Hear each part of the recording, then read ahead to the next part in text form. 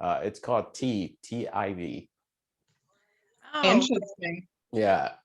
you said I did my TIV. I did my ancestry.com and I'm 20% Nigerian. Oh, okay. You know what part? I have to look. I will Yeah. find out. I'll get back with you on that. But I did not know that until we did the ancestry.com. So All yeah. right. The ones you mentioned are the richest and the most powerful ones. So it's not uncommon for people to know about those or not know about anyone else. Yeah, I know. Well, most of my friends are Igbo. I have a lot of friends that are Nigerian that are Igbo. I met some Yoruba, not so much Fulani per se. Yeah, because the So, Fulani will go more to England. okay. You would not see most of them over here. Oh, okay. Yeah. In fact, you will see more of the Igbo ones here. The Yoruba started coming in here much later. They too have a huge base in England. Oh, okay. Maybe that's why I've only met a few Yoruba. It's been more of Yeah. the Igbo. So, Yeah. okay, so we're live. So, good morning, everyone. And this is attorney Robyn McCoy with Politico Coffee with Robyn and Tracey, and our special guest, Mr. Austin Cheng, who's running for governor of Michigan. And we always have our mugs. I have my USA mug, and I have my tea is my green tea and my Robusta tea, red bush tea, which when I lived in South Africa, I came across the red bush tea, and I have lemon and honey in there. And good morning, everyone. So Tracey, what do you have? Good morning, Robyn. Good morning, Austin. Oh, morning. And good morning, audience. Thanks for joining us today. And I don't know what the audience is drinking, but I brought with me today my spouse's firefighter cup mug, and inside I have peach tea, which is one of my favorites, with a little bit of fresh lemon. And Austin, what about you? What did you bring? Right. So I hear chocolate here. It's supposed to be really hot, but it's not because I don't like it very hot. So Okay. it's just hot chocolate from Hershey. Yeah. Oh, very nice. That's a nice Yeah. Hershey mug. Yeah, Oh, thank you. we're pleased to have you join us today on our weekend edition of Political Coffee. Austin Cheng, he has been crisscrossing the state of Michigan. He is a lawyer, he's an entrepreneur, an inventor. He's a veteran of the US Army, a family man, and he wants to shake things up in the Michigan gubernatorial race next year. But for him, the race has already begun as the first gubernatorial candidate for Michigan on the Republican side. So welcome, Austin Cheng, to Political Coffee. And it's great to see you. We just want to jump right in and find out about your ideas for Michigan. Oh, thank you. Yeah, Thank you for sure. having me. I appreciate it. Yes, that's great. You know, I don't know if many people know about your very interesting background. You've been described as ever smiling and a big dreamer. You are a graduate of the School of Law at the University of Birmingham, England. As I understand it, Austin has raised over $200,000 in funding for his first startup called Holla at Me, holla.com, which has now been sold in England. And he soon expanded to San Jose, California. Now, what I find interesting about Austin Cheng's background is the fact that he's an inventor. He created waving, a concept later seen on Facebook Wave. And we're on Facebook Live today on the Political Coffee page. And in 2016, he invented this off-road vehicle design termed, now correct me if I'm wrong, Austin, Wazobia Tricycle. Yeah, that's correct. That's Okay, correct. and it was aimed at improving the lives of peasant farmers. Since 2018, he served as a specialist in the U.S. Army, where he was decorated with an Army Achievement Medal as Distinguished Honor Graduate with a CGPA of 99.8% for exceptional performance while on active duty. And here's an interesting factoid for all of you political junkies like Robyn and me. He is the first candidate for governor to travel to all 83 counties in Michigan in recent history, visiting small businesses, farmers, families, and sheriffs, and uploading pictures, again, on his Facebook page. So thank you for coming off the campaign trail, Austin. We know that your time is very valuable. How's it been out there for you? Because I read something in the news recently about some issues in Washtenaw County with you not being able to do a Q&A because of this COVID crisis going on? What's happening? Well, so we face a number of challenges. Of course, being on the road and going to all the different counties, there are multiple challenges that we face, depending on where we go. And I think some of those have to do with the political establishment that, that holds power in the county.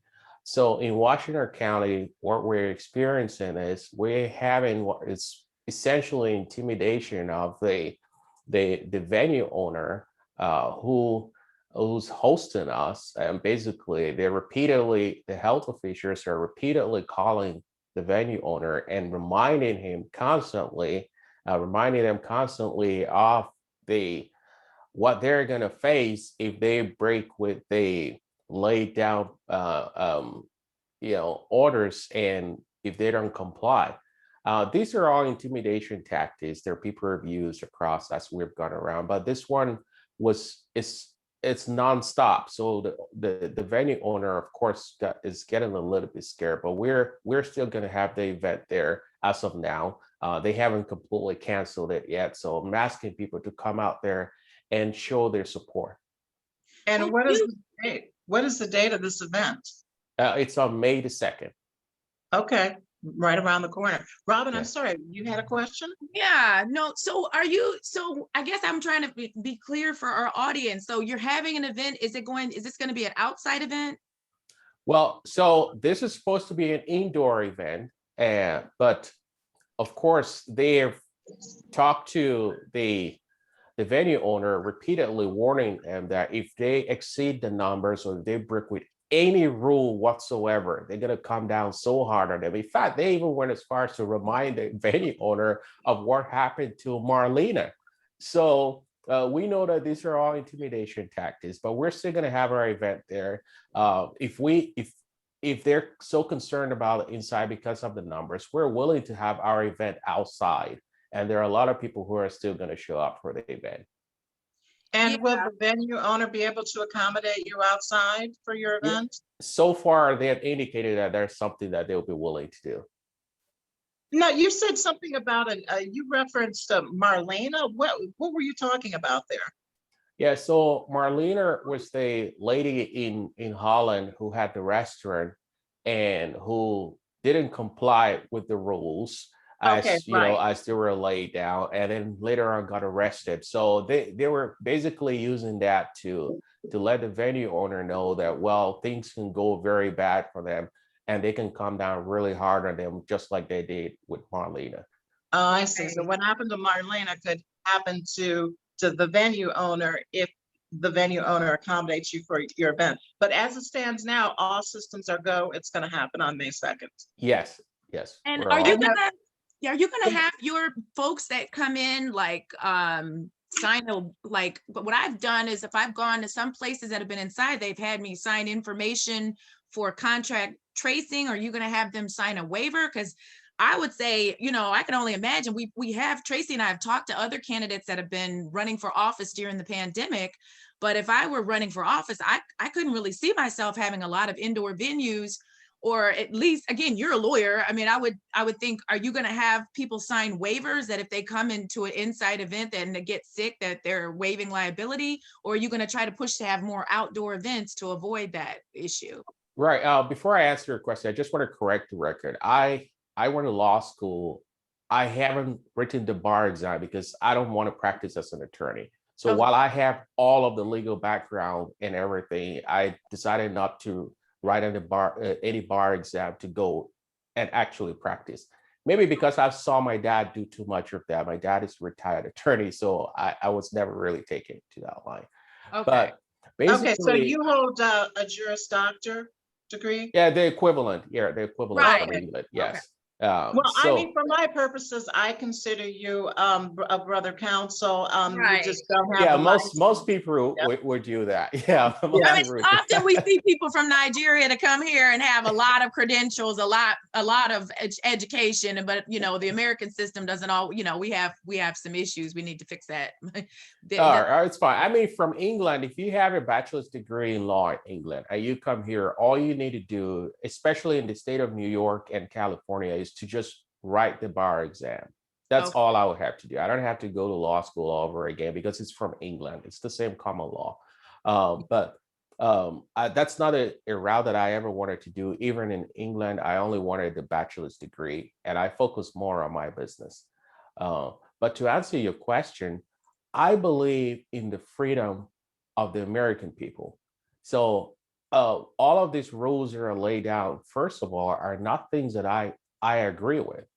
Now, I believe that they're overreaching and they've gone way too far, just like our Supreme Court, said in the ruling that they had against the governor. So I would not be asking people to do any contact tracing or anything like that. I believe that Americans have the right and the ability to decide for themselves if they feel like they should attend an event and how they should protect themselves and the best measures that they can take in order to do that. Well, but when we see in some places in the US, people are having outdoor events or they're going to events. They don't have the numbers like down south. They're saying their numbers are not rising. But in Michigan, they say that the numbers are rising. Maybe it's because it's colder here. We're still waiting for spring. So I will just say this. I mean, Tracey and I are both active with the Black Women Lawyers in Michigan. I'm the vice president. I have not been inclined. We haven't had any in-person events.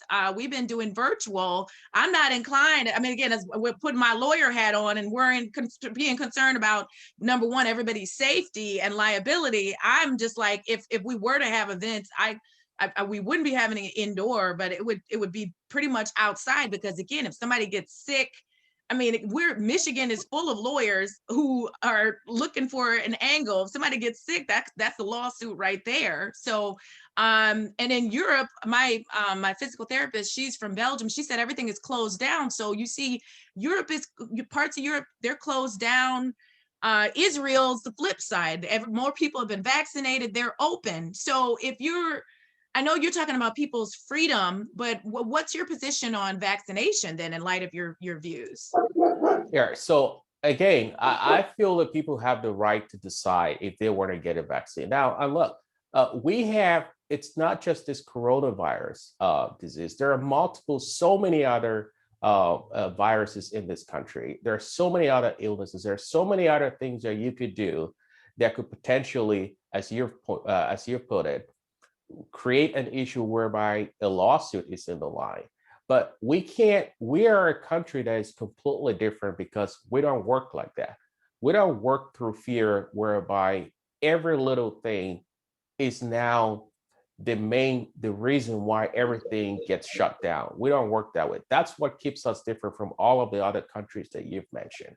And countries like England, it's more socialism there. I've lived there. I understand how they function, how they work. It's completely different over here. Here, you have to give people the opportunity. You have to give them the freedoms, despite the risks that are involved. The people make the decisions on those risks and decide for themselves instead of a government sitting somewhere and actually trying to tell them what's good and what's not good for them. And Austin, is that one of the reasons why you're running, why you're challenging Gretchen Whitmer for governor? Last year she was all on television. She really became one of the perceived leaders of the coronavirus pandemic. She's been parodied on SNL. Did you have this plan to run for governor before the pandemic, or what compelled you to run? So here is how it happened. I was praying about this. Now, before my prayer, I have seen dictatorship. I've lived through a dictatorship when I was very young. In fact, if you know about West Africa, you might know about General Abacha, who was a brutal dictator who killed a lot of journalists and killed a lot of people. Now, where I lived, at the time that this dictator died, I remember hearing the news. I was just in my early teens and running around and announcing the death of this dictator. And the security forces, even though I was so young, were so angry the fact that I was running around and announcing this that they got hold of me. In fact, if my dad wasn't a lawyer, it would have gotten into it would have turned into a complete mess. Now, over in England, I also ran into this situation where it's kind of like a half-half. So you have socialism going and you have a little bit of freedoms, but that freedom is only limited to you obeying certain rules that are laid down. I've seen all of this. So you can imagine my horror with my whole family here in Grand Rapids, which is where we've lived since we moved here, right here. And then I'm seeing the same thing like the same thing happened here. And I immediately recognized what it was. That's why people ask me, how is it that I announced before the lockdowns even happened? Because I could see where it was going. I could see it, like if the handwriting was written on the wall. And that's when I made the announcement, especially after I prayed about it. I'm a man of faith, and I prayed about it. And the Spirit led me to do that because somebody has to stand up and fight against this, because 2 weeks to flatten the curve. We're over a year right now. We have no idea when it's going to stop. Right, but I think are you comparing Gretchen, our governor, to a dictator? Because it's not an issue where she's been linked to killing anyone. I mean, I think it's actually been the reverse. There have been people out there encouraged by our former president to come for her. She's had people trying to kidnap her. And I look at what she's been doing as like a mother, just trying to protect everybody, trying to keep us safe. In America, I look at the Worldometer and it shows on there the corona numbers. America has the most deaths. We're supposed to be number one, and we have the most deaths. We're up, India's got a high, India, Brazil, Mexico, those are all third world countries, but we've got some third world country conditions here in America. So isn't she just looking out for our safety? I mean, I know the numbers, Michigan is number one. I mean, Michigan is actually reporting it. There are other places, Florida, other places that may not be actually reporting how many deaths there are, but isn't she just looking out for everybody's safety? All right. So the greatest deception that comes with any dictatorship is the deceit that you are being kept safe. That is the greatest thing. That is the greatest fraud. And that is what every dictator uses to control people. The first thing they come in and they tell you that they're going to keep you safe. They're going to keep everything safe. But let's examine the evidence here. We don't even know, because I know, and I've been pushing the House on this and the Senate to try and get the actual numbers, but we don't know what those numbers are because the governor and the administration would not actually tell us or give anybody access to that data. So first of all, we don't know. And then secondly, what you have is we have a situation where a number of, our older folks, our parents, our grandparents who are in homes have lost their lives due to the decisions that the governor has made. Now, we can call that very poor decision making, or we can call it like recklessness. You practice law, you understand the language that I'm coming from. Now, this is all part of what a dictatorship does. It's absolute power, absolute control. But the reason why people are fleeing all of those other countries and all of those places that you've mentioned and coming here is because we don't work like that. What people are seeing here right now, what we're doing, it's going to have the reverse effect. So basically, people are going to be leaving this country to other places. That's already taking place. There are people who no longer feel enthusiastic about coming to this country with the way And things Austin, are happening. I got to jump in. I mean, you talk about an exodus from the United States because of the crisis of the coronavirus and the handling from leadership. What about Michigan? I mean, do you think with the lockdowns and the adverse economic impact on businesses that it will cause Michigan to lose population The census was last year, and Michigan is going to be at risk for losing a congressional seat. All the pundits say we are losing a seat. The question is where. But back to the question, do you think Michigan's going to lose population because of the events of the coronavirus pandemic? Right. Thank you for asking that. Michigan is already losing population. In fact, I've been talking to some news organizations in Florida. They've been reaching out to me. The last one I spoke to was the Buff Show. And I've been asking Michigan citizens who have moved out to Florida and who have refused to come back, to please come back.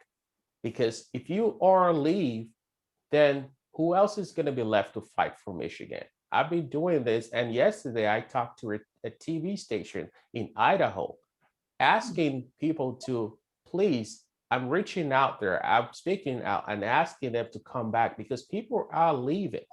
I get hundreds and hundreds of messages, from people who say they're leaving. They wish that Michigan had a leader who was willing to fight for the ordinary people like the way I am doing right now, but they can't face it. And this is nothing to do with like Democrat or Republican. They criticize both sides. So it's Michigan is really, really losing people to all the other places. I mean, the governor herself went over to Florida. I'm sure she knows how beautiful it is down there, how free it is. Well, but she So, went over there. I'm glad you brought that up She said because she went to visit her father who was ailing. I mean, I wouldn't begrudge her going to visit her father if her father is sick. I don't think that's that's wrong. I would visit my family members. I've had relatives that have gotten sick and that have died during the pandemic. So I don't think there's anything wrong with going to visit a loved one that's ailing. thank you for mentioning that. But the governor saw everything wrong with everybody else going to visit their loved ones in the homes. And I know of people who are so upset. I traveled around and I met families who cried with me, tell me they did not have the opportunity to see their loved ones before they passed. And then on the very minute they passed, they got a call that yes, they could come in now. I mean, people, this is real. If you actually go out there, I've gone out there, and what keeps pushing me, it's the stories from all these people that I meet who never ever thought that they will meet a candidate running for governor come to their little town. And they come out there and they meet me, and you should see the emotions. This is real. This has got nothing to do with me. I am ready to lose so that the people's voice can be heard. Every person out there, everything I say, everything I put out there, it actually comes from the people that have talked to me and their pain. But this is what people are facing out there. It's absolutely horrible. I go out to the villages. I also go into cities as well. So this is real. And they really need to put politics aside. And Austin, you said that we know you've been crisscrossing the state, 83 counties in Michigan. So what are some of the things that you're hearing? What's the feedback from the people on the ground? What are some of the criticisms of the current leadership? Well, it's all this total control. If you're talking about the current leadership, it's the total control and the total neglect of the ordinary person in Michigan. I think that both parties underestimate how upset and how angry people are. If they actually go out there and they meet these people, and you meet them and you talk to them one-on-one, you would see that what people want is they just want a chance to live their own life. They're not even asking for much. They just want the opportunity to do what they have been doing. I've met families that have, run a business for generations, and they can't do that now. And that's the only thing that puts food on the table. Their dignity, everything that they've worked for, completely gone. Now, if you were a person in that situation, how would you feel? You would feel completely left out, completely upset. And it's the reason why, what happened down there in the Capitol, not that I justify it, but you can understand the passion the people had, because what else would they turn to? They've lost everything.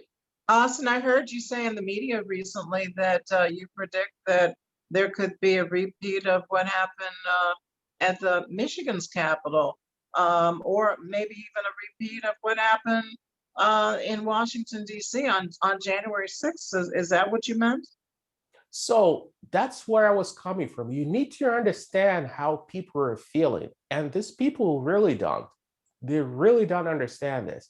They think that this is all a game where the Democrat Party has one idea and the Republican Party opposes it, or the Republican Party has one idea and so on. But the people are caught up in the middle of this. We're talking about a farmer or a small business owner in a town in the middle of nowhere. Maybe they're the only people that provide that service in that town, but they can't do it anymore. Their pride, their joy, what they woke up every day feeling excited about is being ripped out of their hands. Now, that's not so easy for people to forgive, because now you've put them in a position where they can't put food on their table for their family. I'm a family man, I have 3 kids. If you come and you take away my opportunity to put food on the table for my wife and kids, of course, what else am I supposed to do? That's the situation that Michigan citizens have been put in. And that's why I'm fighting every day very hard, because this is the first time an ordinary Michigan citizen is actually doing what I'm doing. Well, I don't know that you can have it both ways, though. I think it's unfair to blame the governor for the pandemic, for people dying from the pandemic, because the pandemic is all over the world. It's an issue that leadership has to deal with all over the world. And I think that she has been trying to do what she felt was best for us by closing down the state. Now we do have science that's come in, and we have these 3 different vaccines. Johnson & Johnson, I know they said they put it back out with a caution. So, I mean, if everybody gets vaccinated, like look in Israel, everybody got vaccinated, they're able to open up, people are able to be functional. So I don't know. I think like you said, it's not a Democratic or Republican issue. I understand. I have a small business myself, and Tracey and I are lawyers. Lawyers have suffered. We typically go into court and we make money from going into court. Now it's virtual. We've had to learn how to adjust. So some businesses have to learn how to go virtual, have to adjust, have to learn how to sanitize the business, have to learn if you're going to have people in there, it's everybody is kind of learning on the job. And I think, obviously the benefit you would have if you were to prevail is that we have a Republican legislature, and you would have that benefit there. But our big Gretch, our current governor, she has favor with the White House. We have a Democrat. I mean, this is the way America is. It's not like other countries where you go and there's like 5 parties. It's like back in Democrat, Republican. So she just got some favor from the White House as far as helping with the vaccines and things like that. So if you were to prevail, what would you do? How would you, if you would be a Republican governor dealing with a Democratic White House. So how would you be able to go further than our current governor? The governor's job, when you become a governor, I know that you mentioned all of these things happening all around the world, but your first and primary concern, what you swear to, is to defend the people in your state. Those are the people that you're looking after. Now, this is a very, very easy job. People make it out like it's a very difficult job, but it's not. It's a job that if it's done properly, it's done well, you could spend half your time playing golf. Now, the first thing you got to look at is you got to listen to the people.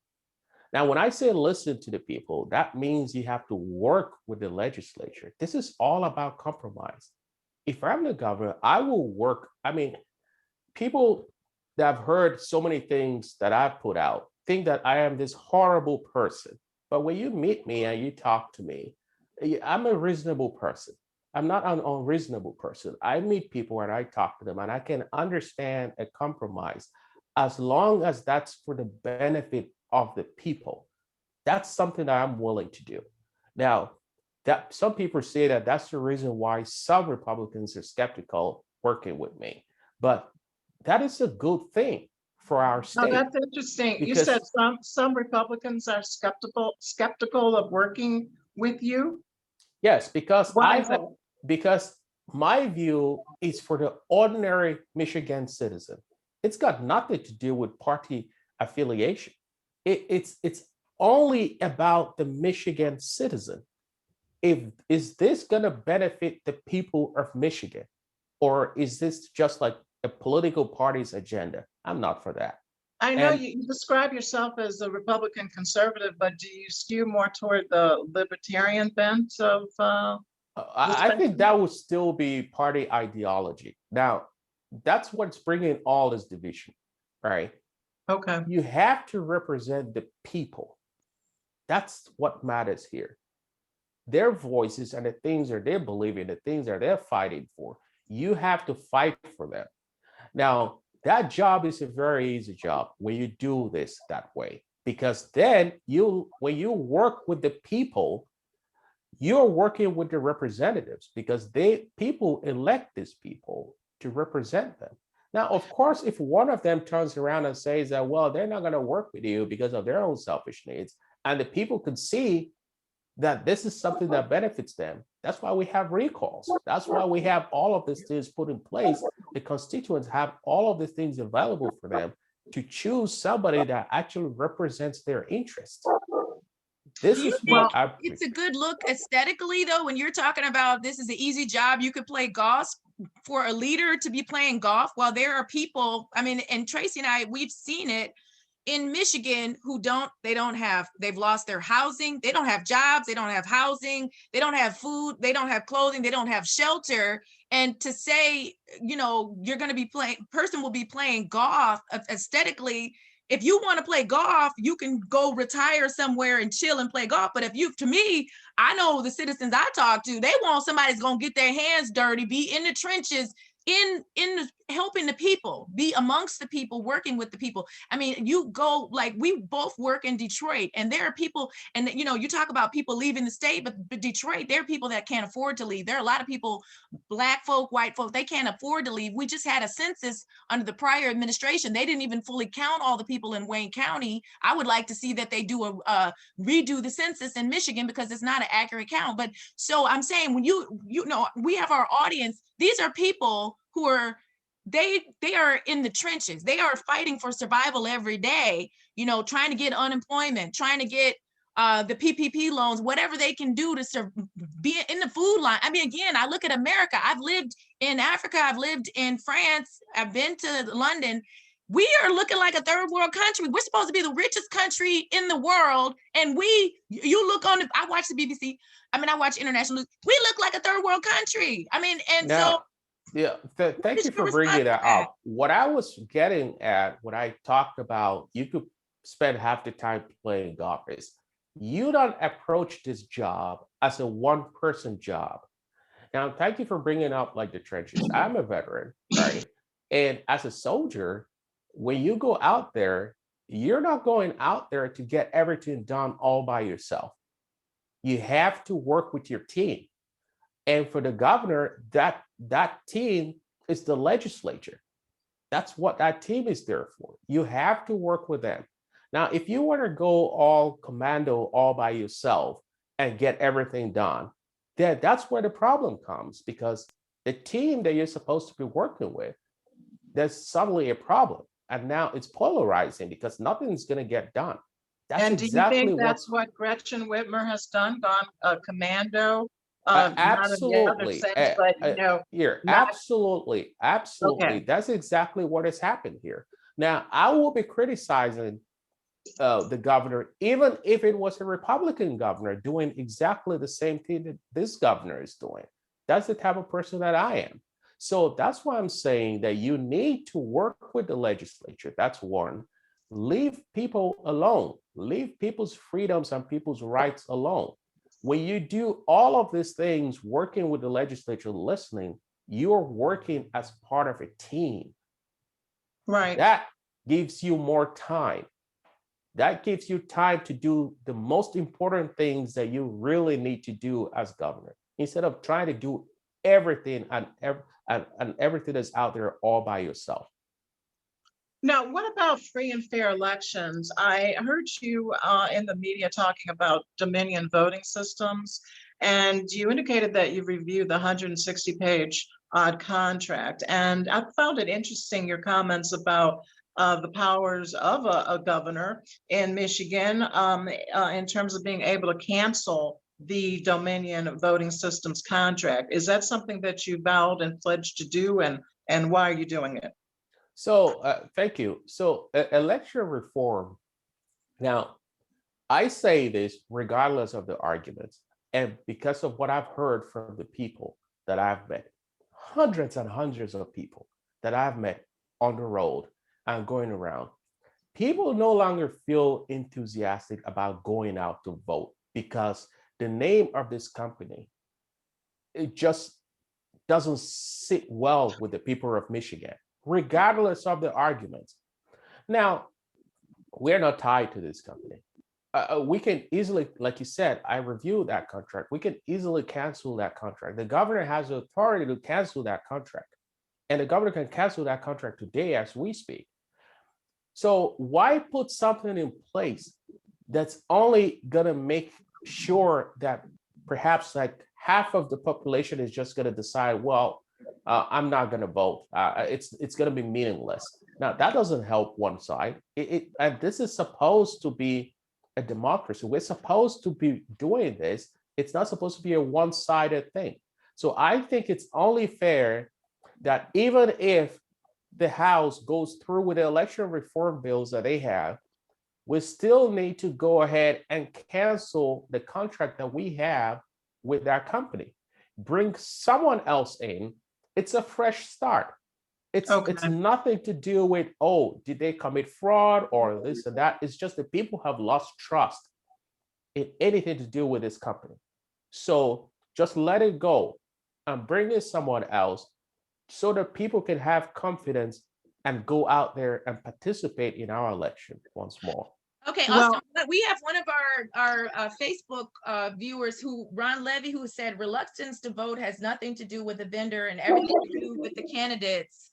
But I do see also there was a question, I know Tracey and I would be remiss if we didn't ask you about, you had talked about there being no need for Black History Month. And again, Michigan has a high Black population. If you're running for governor, you're going to need the Black vote. I'm Black every day. We're Black every day. Black History Month was put into play we know it's the shortest month of the year, to acknowledge Black people for our contributions. We built this country. We were brought here. You have Native Americans that were here that were wiped out, slaughtered, genocide. I know some of my Native American folks are still here. I got some Native American in my family too. We got it. And then you have Black folks brought here, a critical mass of us Black folks that are here were brought here as slaves, still experiencing genocide issues, haven't gotten a reparations. And so can you speak to our audience? I mean, there are some white folks that are going to be like, yeah, there's no need for Black History Month, but they're racist and they're out of touch. And some of them may be your voters, but you also got some Black folk that are looking at you like, what are you talking about? Get rid of Black History Month. We Black, we still waiting for our reparations, 40 acres a mule. And he trying to say, get rid of Black History Month. Like you're trying to say, and you have to speak to this yourself from your own position. Like, it's almost like you're trying to say, cancel Blackness.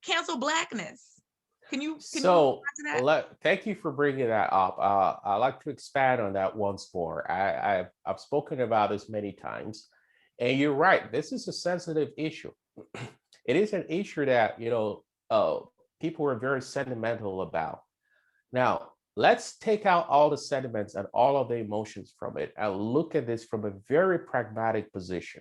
That's how I was raised. And forgive me if I struggle to refer to people by their, put a collar before I refer to them. That's actually something that I've naturally not been able to do. You will not find a single person out there who would tell you that I call them like this color person or that color. That's one of the things that people notice about me. I don't speak like that. And I also, apart from the fact that I also don't curse and swear and all of that. These are some of the things that people notice as soon as they meet me. Now, I look at myself as an American, and so are you, and so is everybody else that's an American in this country. So that's the point of view that I was coming from. Now, if we come from that pragmatic position, every group of people that reside in Michigan, let's take Michigan, for example, all groups of people that reside here in Michigan, regardless of their background, regardless of where they come from, regardless of how they got here, we're all Americans. That's the first thing. So all of these individual histories from all of this individual history, all of these individual groups are essentially all American history. So we must be prepared to come from many and unite as one.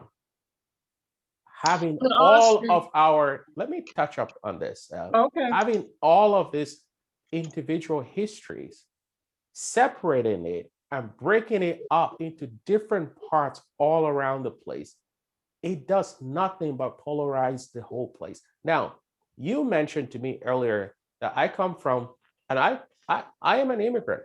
I come from a country, my parents and I, we immigrated from a country that has over 250 groups of people. Now, if you've ever wondered why nothing And when you gets say done, groups, you mean ethnic groups. yes, and Okay. also, different. So these are essentially, you mentioned the Yorubas, the Igbos, and all. These are all completely different people who have different origins, different backgrounds, and they have a sense of identity. Now, when you want to create How did they unity, learn about their identity, though, Austin? because that's been passed down from history in their own Okay, individual so groups. let me Now, explain something to you as yeah. an American. And I agree with you that, prefacing my nationality with Black or white, or that is, I'm an American. Now I identify as an Afro-Indigenous Latina because I have a hybrid background. But in America, many children have not had exposure to Black history. And one of the reasons why Dr. Kalene Malenga invented or founded Kwanzaa is to give Black people a sense of pride.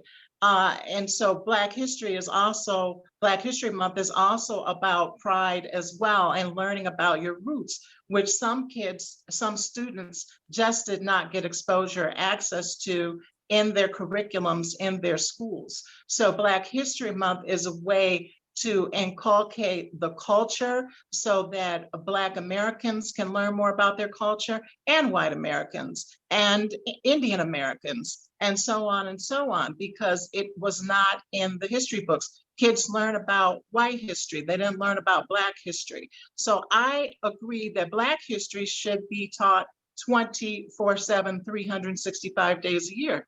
Many Black people say Black History Month should be canceled as well, but they're talking about Black History Month 365 days a year. I mean, what is wrong with that? So Right. now we're speaking. Now, if you had let me finish, you will see there where I was getting at was this. What you just mentioned, it's great when you just have one group, where you have people that come into a place from so many different backgrounds and are trying to form a single identity. They need to find common ground. If you put more emphasis on the individual groups, you're not going to find that unity that you're looking for. I've seen this firsthand. But America 250. is about Now, individualism, has been built on individualism. It's about unity in order to achieve that. Now, we're talking about But what you're saying individualism, is that people about the need to unity assimilate. of the You're, people, the you're unity saying that of the people people. need to assimilate and just disregard Black history by No, canceling no. Black History Month. Now let me explain. I said these are all American history, but you can achieve unity by creating more division, which is essentially what that is. And I'm not just talking about this Black History Month. I also talked about all of the individual history months that we have in this state. Because think- when you put more emphasis on the individual groups, you are essentially not creating any unity. If I go into a class, let me give you an example. If I was a kid and I went into a class as an American, and I got into that class, and I was taught about a history of a particular group, I am going to identify immediately that those people are different.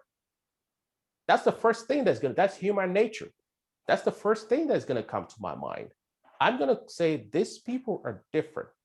But if that is part of an American history and is being taught throughout with every other history of different groups of people, it's all being taught, then of course, we all as a people identify with that as part of our history. There is no division in the middle of it.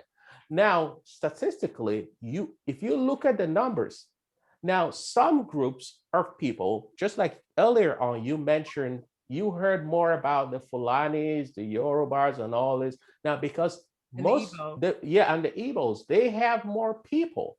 So they have more people that are going to have more names of accomplishment. It's got nothing to do with a small little minority group, for instance, that's not as large as theirs. Now, if they want to have their own people or their achievement represented in history with that bigger group, it has to be proportionate.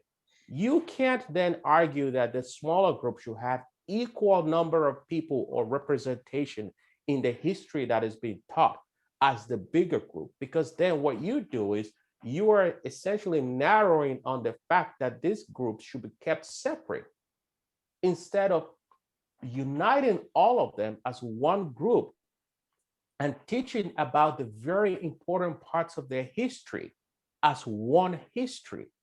This is very essential. This is the making or breaking of any nation. And if you look at most of these third world countries that are going through all of the turmoil and polarization, the root cause of this is this thing that we're talking about. But everybody Austin, refuses do you to assimilate. Austin, do you acknowledge that this has not been done in the past in American schools where there's a balance in the teaching of Black history? But there's been a whitewashing of Black history in the United States of America. I think that what is being referred to now, again, let's take sentiments out of this and look at this from a more pragmatic position. There are people in the state, I'm referring to the state of Michigan, who only identify as Americans. I am one of those people. I only identify as American.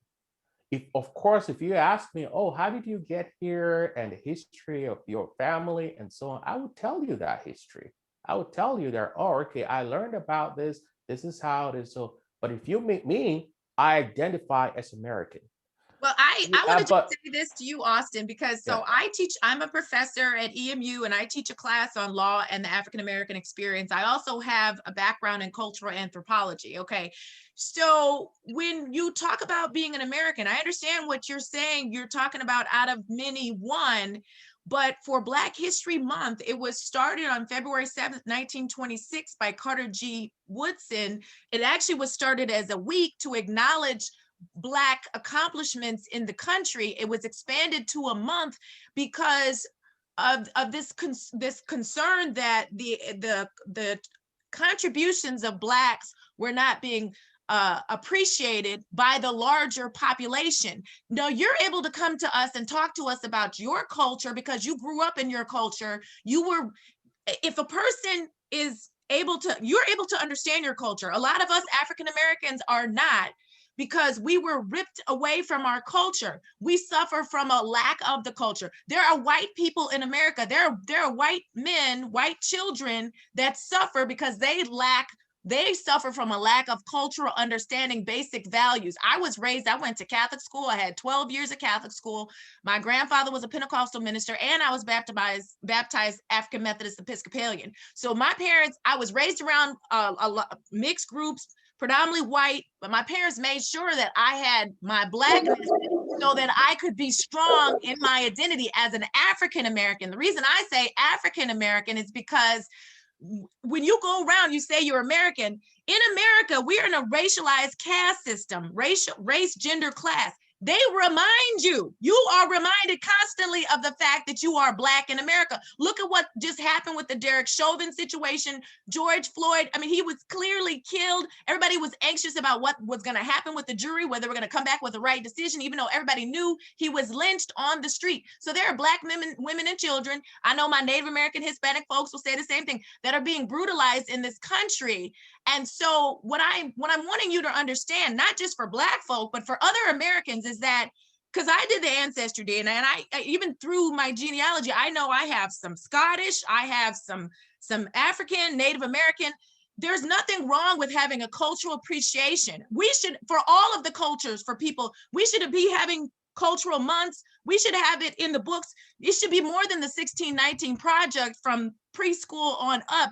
If for children that are in our society, if they have a better appreciation of their culture, Italian, Scottish, whatever it is, they are going to be better citizens. They're not going to be, you see, again, you have children. I've worked for children that have been abused, physically, sexually abused. I've represented children, Black, white, Hispanic, that don't have, like, you're coming from the motherland where you've had a mother and a father, and you've had a sound culture and a religion, and you're coming and talking to a lot of African Americans. We are like the children who have been abandoned in the streets, and Right. we are taking our Blackness back. What we're saying is we want to have our Black culture because it's been stolen away from us. But I'm saying my white brothers and sisters, they benefit. Like, I have white students in my class. They benefit from knowing about Black culture too. I have traveled around the world. I benefit. Right. But Robyn, Yeah. I do not identify as an African American. I am not an African American. I identify socially as a Black American, even though I have a hybrid background. I am Black. As I understand it, for some reason, the term African American makes Caucasian people feel more comfortable. I do not know why. Black and African American. Now, okay, Austin, let's in the waning moments, let's give him an opportunity to respond. Yeah, let's get to the root cause of this. Now, the first thing that we're getting wrong is referring to people by color. This is the same thing as referring to people by tribe first. That's essentially what this is. Now, you said that I learned about, like, from my background, I learned about, you can imagine, you didn't even know that that community even existed until now. Now, that's because, of course, this is what this does when you create more of a division by focusing on. It's not a division. Yeah, I would like to know, it's not a division. You should let people know more about your culture, about your background. This is an opportunity for us to learn. Yeah, as an American culture. It's an appreciation of a unique yes, exactly. culture. As an American culture, without emphasis on the color. Now, you and I are a good example of why, if you are an American, you succeed in this country. You're a lawyer. You're very successful. You're doing very well. Now, are you trying to correct one wrong that happened in the past, for so long ago, by doing something else that is wrong? That doesn't help anybody. I think, again, it's about perspective, because Ben Crump, and that's a book I teach, he teaches a book that's called Legalized Genocide of Colored People. He talks about Africans, like when African immigrants come over here, they did a study at Yale. They said that they have a very high IQ, the highest IQ compared to some of the other immigrants. Now, I know you would say, y'all are all American, but no, we need to let people know that. And the African immigrants are no different than the Black Americans. The difference is you're raised in a society where you see Black doctors, Black lawyers, everybody is Black, and you see success. We are in a society that we don't always see that around us. Yes, I was blessed. I had a father who was a lawyer. I have a father who was a lawyer, and a grandfather was a minister. I have spiritual supports. I was blessed, yes. But what I'm saying is, and Ben talks about this, higher cultural IQ. for Africans, he's saying Black Americans are no different. It's just that we live in a society that is in our head with the media, with the news, with the radio, the music.